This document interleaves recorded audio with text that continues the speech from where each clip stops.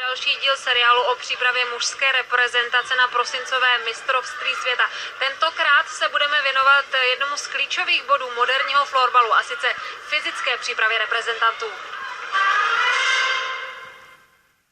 Ze začátku to bylo hlavně o poznávání těch hráčů, aby jsme poznali vůbec, kde se nacházejí, jak jsou připraveni, a udělali jsme nějaké počáteční testování a na základě toho teď děláme ten jejich rozvoj s tím, že můžeme říct, že letní příprava u těch klubů je velice kvalitní a je potřeba hlavně udržet ten tým k tomu mistrovství světa, aby byl pořád takto připraven.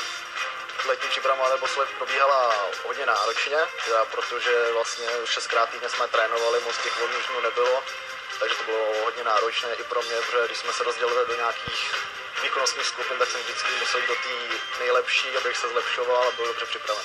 Já ty kluky vidím 10krát v roce na společné akci, kde z toho polovina je hracích.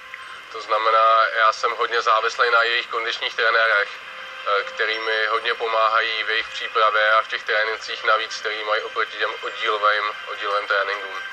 Velice dobře na tom je Mikeš z Chodova. Kdo naopak musí hodně zapracovat, tak je Mára Deutsch z Tatranu. Já si myslím, že česká reprezentace je fyzicky připravená dobře, když tam jsou nějaké rezervy, ale na ty se ještě zapracuje, odstraní se. A já osobně si myslím, že jsem připravený snad dobře. Ještě tam jsou teda ty rezervy jako u všech, ale snažím se odstranit. Češi jsou, můžeme říct, podobně jako Švýcaři. Pokud se o Švédsku, tak švédská reprezentace je fyzicky odskočena.